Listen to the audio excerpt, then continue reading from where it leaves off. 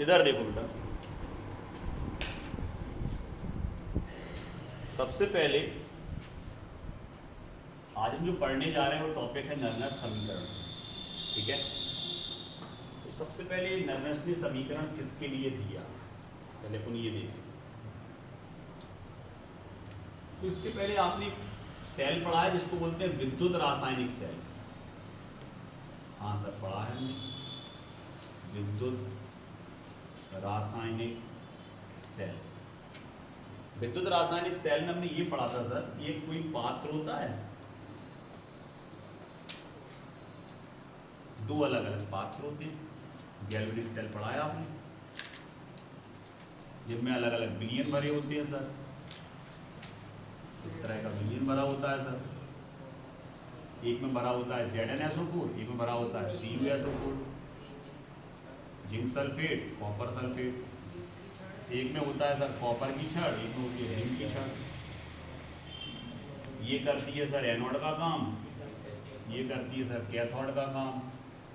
इस पे sir electron आ जाते हैं, इसका विभव ज़्यादा होता है, इसका विभव कम होता है। दोनों को अपन वोल्टामीटर से जोड़ते हैं तो करंट बहने लगता है ना। जिस दिशा में इलेक्ट्रॉन्स जाते हैं उसके विपरीत दिशा में करंट आता है ना।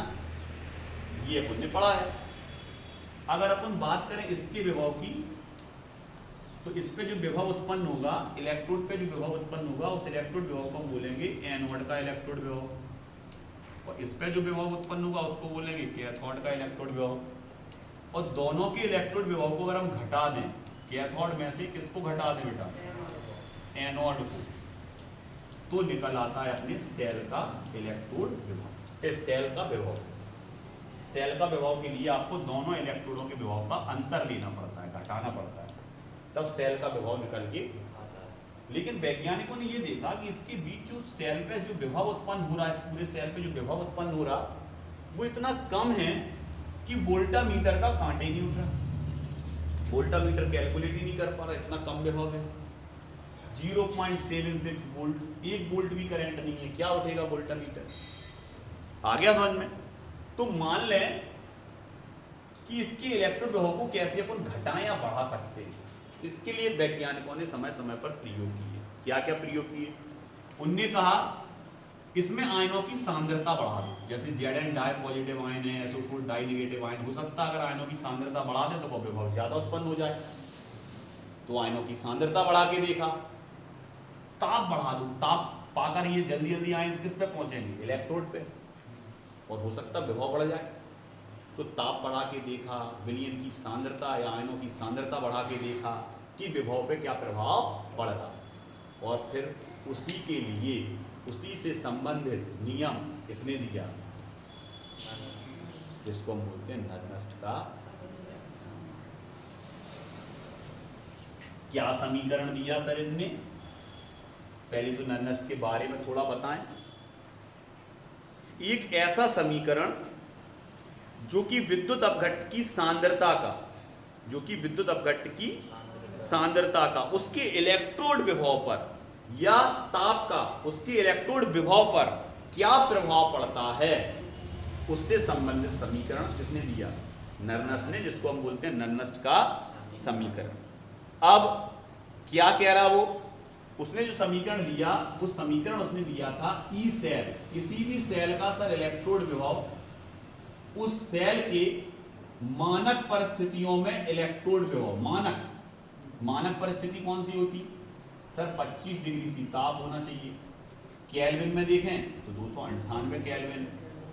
1 मोल सांद्रता होना चाहिए आयनों की सांद्रता होना चाहिए सर 1 मोल आयनों की सांद्रता होना चाहिए, और 1 वायुमंडलीय दाब होना चाहिए सर। इस कंडीशन में अगर जो विभव निकल के आएगा किसी भी सेल का, वो मानक इलेक्ट्रोड विभव कहलाएगा। क्या कहलाएगा, मानक इलेक्ट्रोड। और ये स्थिर होता है, इस पर ना तो सांद्रता और ताप का कोई प्रभाव नहीं पड़ता। ध्यान रखना, इस पर पड़ता है, इस पर नहीं पड़ता, ये मानक स्थिति में। क्लियर। तो यहाँ पर उसने क्या कहा, उसने कहा कि ई सेल, किसी भी सेल का इलेक्ट्रोड विभव मानक सेल के इलेक्ट्रोड विभव minus RT/NF log M/Mn positive ये उन्होंने समीकरण पहले से अपन को दिया, अपन इसको बाद में सिद्ध भी करेंगे कैसे आया। क्लियर? अभी तो उन्होंने डायरेक्ट ये समीकरण दिया था। अब यहाँ पर जो इन्होंने दिया, यहाँ हम इस चीज को हटा दे रहे और यहाँ ये लिख दे रहे। ऊपर हमेशा बेटा किसको लिखा जाएगा, तो ऊपर हमेशा लिखा जाएगा उत्पाद की सांद्रता। उत्पाद की सांद्रता को ऊपर, सांद्रता को हमेशा बड़े कोष्ठक में दर्शाया जाएगा, और क्रिया कारक की सांद्रता को हमेशा लिखा जाएगा नीचे। तो उत्पाद की सांद्रता बटे क्रिया कारक की सांद्रता, और ये पूरा समीकरण उन्होंने दिया। अब यहां पर अगर हम इनका मान रख दें सबका, तो ई सेल की जगह ई सेल, ई जीरो सेल की जगह ई जीरो सेल माइनस। अब अगर इनका मान रखें, जैसे आर स्थिरांक है जिसका फिक्स मान होता है 8.314। क्लियर? ये किसका मान है बेटा? कूलाम में। किसका? आर का। तापमान अभी बताया 298 केल्विन, डिग्री सी में नहीं रखते, हमेशा केल्विन में रखते हैं। अपॉन एन का एन रख दिया, और फेराडे होता है 96,500 कूलाम, और यहां पर लगाया लॉग के नीचे ई, बेस, आधार। ये लॉग का आधार है। अब अगर लॉग ई को हम हटाएंगे तो ये सिंपल लॉग में बदल जाएगा। कहाँ बदल जाएगा? और 2.303 का क्या हो जाएगा? गुणा। तो जब हम यहाँ पर लॉग लिखेंगे तो यहाँ पर आपको इसका गुणा करना पड़ेगा 2.304 का। क्लियर? कितने का गुणा हो जाएगा? 303 का। 2.303 से क्या हो जाएगा? गुणा, और लॉग आ जाएगा। ये लॉग आ जाएगा, ई हट गया। ऊपर क्या आ जाएगा? उत्पाद की सांद्रता बटे क्रिया कारक की सांद्रता। अब इनका जब तुम गुणा भाग करके काट पीट के निकालोगे पूरा मान, तो ये जाएगा 0.0591 बटे एन। ये सब काट पीट के जब निकालोगे इतना आएगा, माइनस ई जीरो सेल और ई सेल लॉग उत्पाद की सांद्रता। उत्पाद को बोलते बेटा प्रोडक्ट, और क्रिया कारक को बोलते रिएक्टेंट। तो यहाँ हम शॉर्ट में इसको आर और पी भी लिख सकते हैं, पी की सांद्रता और आर की सांद्रता, प्रोडक्ट की सांद्रता और रिएक्टेंट की सांद्रता, क्रिया कारक। क्लियर? ये दो समीकरण सबसे पहले आपके पास लिखे होंगे, एक ये और करके एक ये लिखे हैं। उसके बाद समीकरण में सब कुछ लिखा होगा। ई सेल तो आपके पास लिखा होगा ई सेल बराबर इलेक्ट्रोड किसका? सेल का। सेल का इलेक्ट्रोड विभव। अगर इस पे हम नोट लगा देंगे तो ये हो जाएगा सेल का मानक लग जाएगा, सेल का मानक इलेक्ट्रोड विभव, मानक इलेक्ट्रोड विभव आ जाएगा सेल का। आर स्थिरांक है, मान पहली पटा 8.314 कूलाम लिख चुके अपन यहाँ। ठीक है, रिडवर्ग स्थिरांक आर के नीचे आर ही लिखो, आर स्थिरांक, रिडवर्ग स्थिरांक। ठीक है, इसके बाद एफ फेराडे जिसका मान है 96,500 कूलाम, ये फेराडे का मान है। इसके बाद और क्या था? हाँ, ताप जो कि कितना होता है 25 डिग्री सी, केल्विन में लिखते हैं 298 केल्विन। कहाँ? एन बता रहा है अभी। एन क्या है? एन त्यागे गए या ग्रहण किए गए इलेक्ट्रॉन अपक्रिया के द्वारा। जैसे हमने एक अपक्रिया लिखी जेड एन, तीर का निशान, Z N di positive +2 electron. कितने इलेक्ट्रॉन त्यागे जा रहे हैं इसमें? एन का मान 2। एन का मान कितना आ गया? कितने इलेक्ट्रॉन त्यागे जा रहे हैं? हमने लिखा ए जी, तीर का निशान, ए जी पे प्लस इलेक्ट्रॉन, कितना इलेक्ट्रॉन त्यागा जा रहा है? एन का मान। तो जल्दी बताओ इस अपक्रिया के लिए एन का मान कितना होगा? 3। खत्म काम एन। क्लियर? आ गया एन क्या है? एन त्यागे गए या ग्रहण किए गए इलेक्ट्रॉनों की कितना वो दे रहा या कितना वो दे रहा, वो क्या है? क्लियर? अब यहाँ कोई अपक्रिया नहीं थी इसलिए एन का एम रखा, अपक्रिया होती तो एन का मान रख देते। यहाँ तक कोई दिक्कत? अब अपन करते हैं इस नियम की व्युत्पत्ति। इस नियम को क्या कर रहे हैं आप? व्युत्पन्न।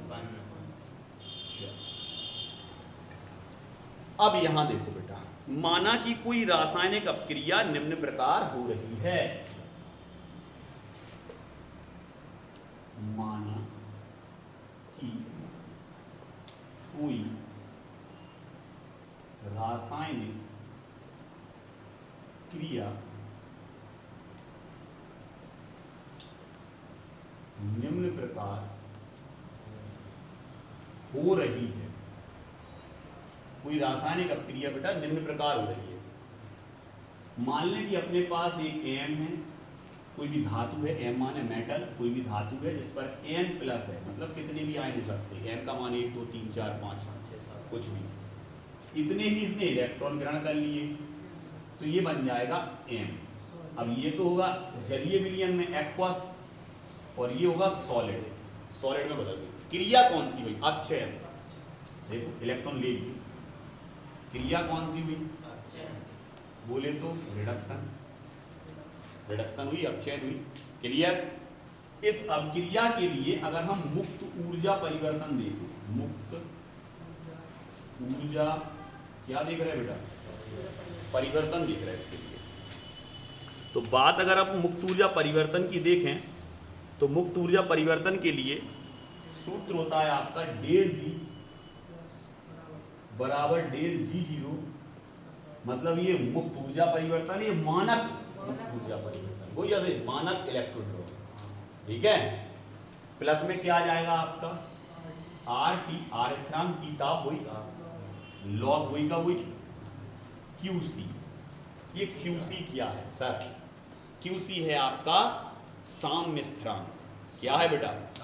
साम्य स्थिरांक, या उसी को बोल सकते हैं अभिक्रिया नियतांक। साम्य स्थिरांक या अभिक्रिया नियतांक। टी तो आपको पता ही है ताप है, वो भी काय में केल्विन में। आर क्या है? रेडबर्ग स्थिरांक, पहली पढ़ चुके आर पीछे, ठीक है। ये क्या है? मानक मुक्त ऊर्जा परिवर्तन, ये मुक्त ऊर्जा परिवर्तन। क्लियर? अब यहां देखो, हम जानते हैं, समझना बेटा बहुत अच्छे से, आराम आराम से समझा रहे हैं, बिल्कुल आगे नहीं भागेंगे। हम जानते हैं, क्या जानते हैं कि सर जो मुक्त ऊर्जा परिवर्तन होता है किसी सेल में, क्या मतलब सेल के द्वारा किया गया कार्य, मुक्त ऊर्जा परिवर्तन मतलब किया गया कार्य, वो किस पर निर्भर करेगा? एन एफ ई पे, एन एफ ई पे। ई सेल मतलब उसके इलेक्ट्रॉन विभव पे, फैराडे पे कितने इलेक्ट्रॉन दिए जा रहे हैं या दिए जा रहे हैं। क्लियर?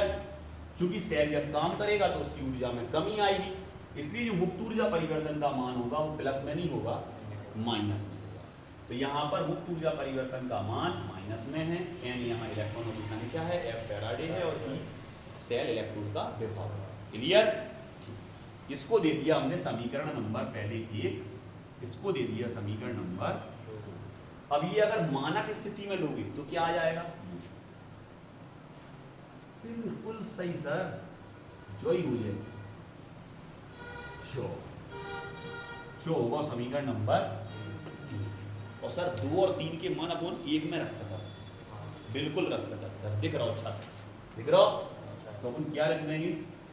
समीकरण 2 व 3 से डेल जी कॉमा डेल जी जीरो के मान समीकरण 1 में रखने रख दें। इसका डेल जी का मान कितना आएगा? तो बराबर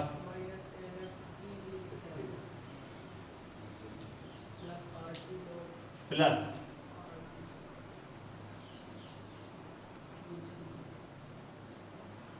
क्लियर? अब यहां पर आप बेस चलाओ, पहले इसका बेस तो चलेगा, ध्यान रखो, ठीक है। नहीं लगा है तो भी लगा दीजिएगा, उसमें नहीं लगा। क्लियर? इसको दे दिया समीकरण नंबर। अब क्या करना है बेटा? समीकरण 4 को माइनस एन एफ से भाग देने पर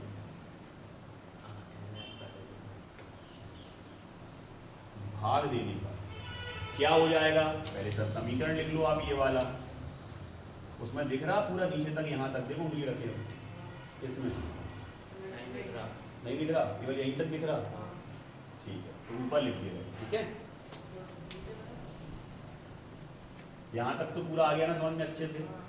सबसे पहले माना कि कोई रासायनिक अपक्रिया हो रही, अपचय अपक्रिया हुई, मुक्त ऊर्जा परिवर्तन का मान डेल जी बराबर डेल जीरो बटन आर टी और लॉग क्यू सी, समीकरण नंबर 1। इसमें डेल जी क्या है? मुक्त ऊर्जा परिवर्तन, ये मानक आर, रेडबर्ग स्थिरांक टी, ताप, साम्य स्थिरांक या अपक्रिया स्थिरांक। क्लियर?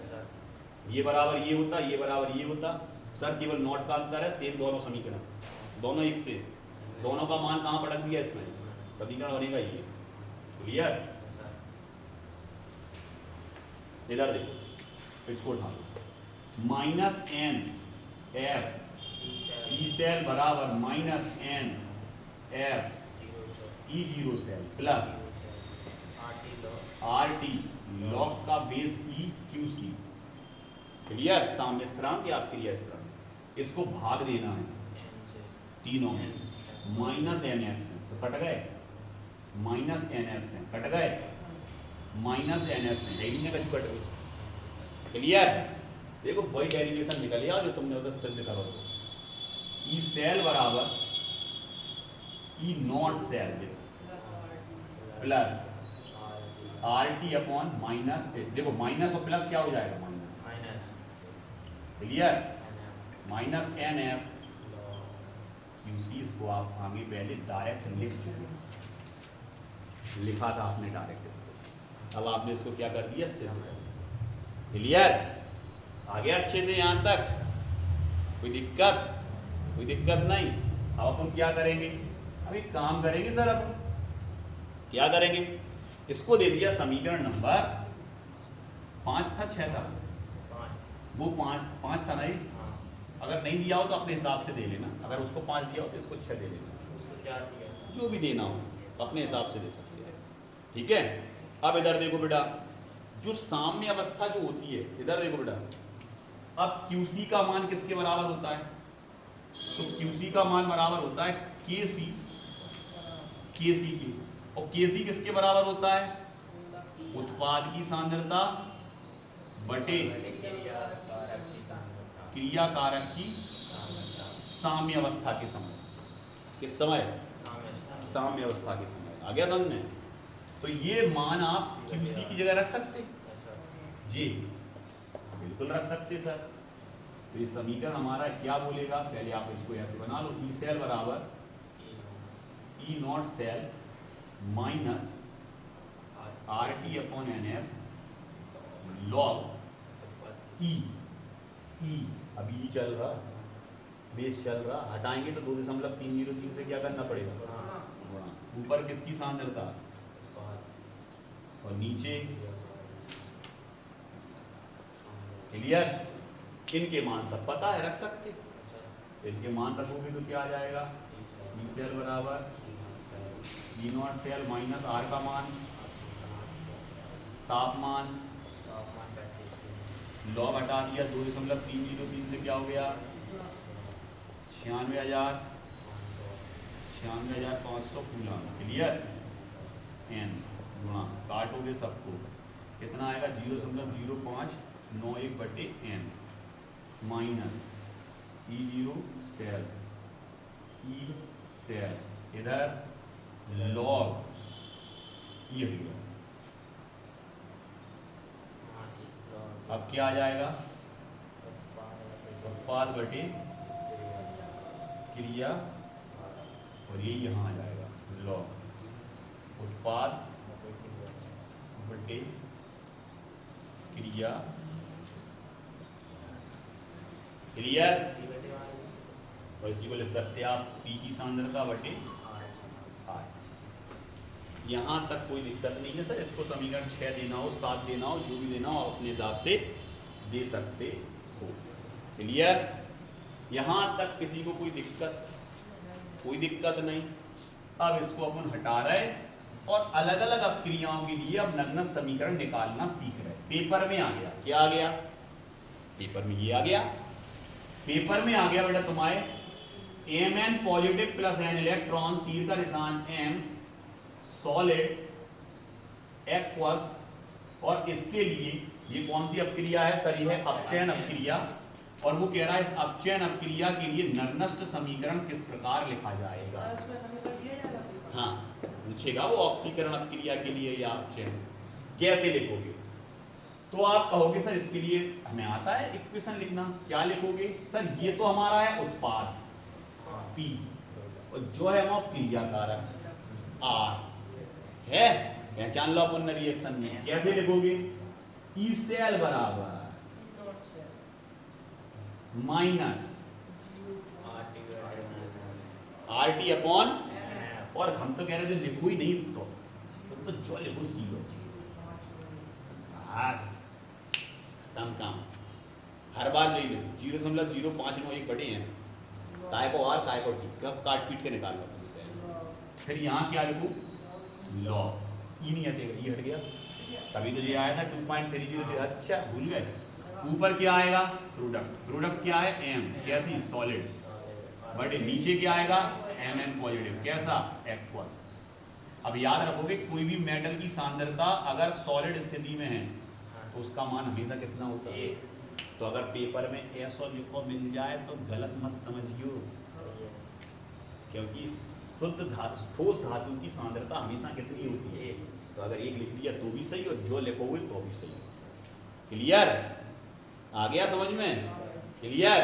अब वो ये दे ही नहीं रहा, तो क्या दे रहा सर? वो ये दे रहा आपको कि मान लें कि आप